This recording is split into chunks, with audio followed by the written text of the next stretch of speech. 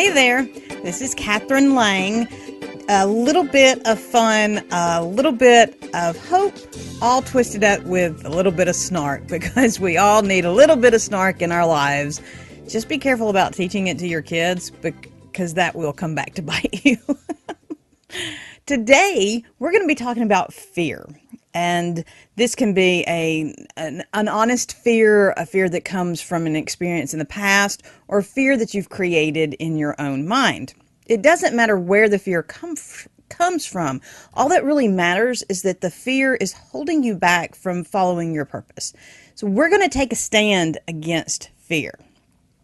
Now, your happy thought for today is that fear can be overcome no matter what the fear or where the fear has started.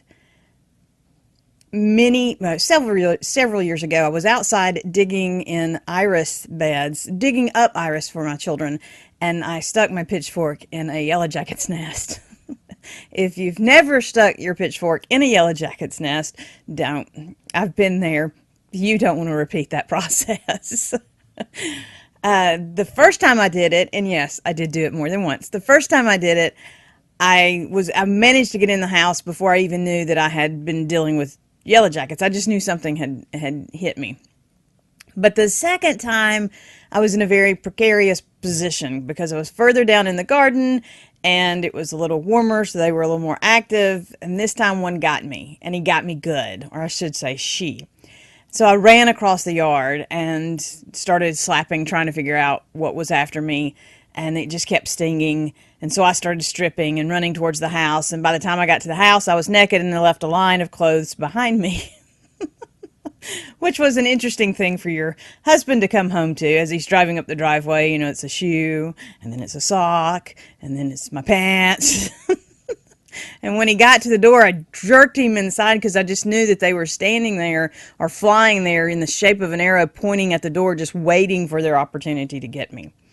Thus started my irrational fear of yellow jackets. And not just yellow jackets, but buzzing in general. When I hear a buzzing noise, that I flash back to that moment and I can't breathe. I can't move. I can't do anything. And so that to me is what we have to face. We have to face that fear is going to try to dictate to us what we can and cannot do. And even though there's yellow jackets around here, I know that it's irrational to think that they're sitting at the door as an arrow pointing at me. That doesn't make my fear just go away, saying to myself that's an irrational fear. I have to get to the point that I understand my position and I go for it anyway. Fear is not so much the lack of, courage is not the lack of fear. Courage is the willingness to go forward despite the fear. So we have to push through this fear. That is not my only irrational fear. I also have an irrational fear of alligators and sharks. And it started with sharks and grew to alligators. But I'm learning and I'm getting better and I'm making choices that keep me away from where the alligators and sharks are going to be so I don't have to encounter them. And I'm learning that they're not going to sneak up and surround the house at night. And I did worry about that with other creatures, but not with the alligators, although now that I've put that in my head, who knows. The point is, if I focus on the fear, that's what will have control. If I choose to get past that and think about the possibilities, to know where my source is, to know who's watching over me, and believing in that strength and that power more than focusing on the fear, that's when I begin to get over the fear or at least push through the fear. I know that there are people out there that aren't going to like me. I know that there are people out there that are going to talk about me. I know that there are alligators out there.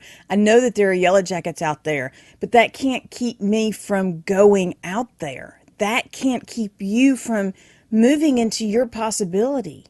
You are uniquely designed in purpose and on purpose and for a purpose. And fear is going to delude you into believing that you can't. You would not have been created in purpose, on purpose, and for a purpose if it was not possible for you to live out that design. Fear lies. Fear is trying to show you an illusion that is not the reality that you've been created for.